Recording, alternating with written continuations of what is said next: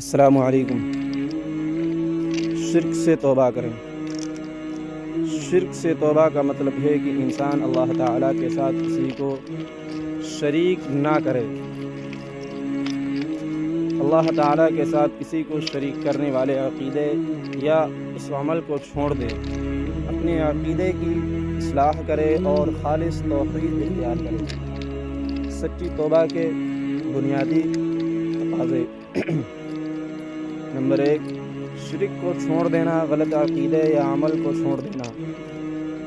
دوسرے، دل سے نادم اور شرمندہ ہونا اور اپنے کیے پر حقیقی افسوس کرنا۔ نمبر 3، اللہ تعالیٰ سے معافی مانگنا، اخلاص کے ساتھ استغفار کرنا۔ نمبر 4، دوبارہ نہ کرنے کا پختہ عزم رکھنا، آئندہ اس گناہ کی طرف واپس نہ جانے کا پکا ارادہ رکھنا۔ نمبر 5، توحید پر قائم رہنا، عبادت اور بندگی صرف اللہ تعالیٰ کے لیے خالص رکھنا۔ قرآن کریم میں اللہ تعالیٰ فرماتا ہے، اللہ کی رحمت سے نا امید نہ ہو، بے شک اللہ تعالیٰ تمام گناہوں کو بخش دیتا ہے۔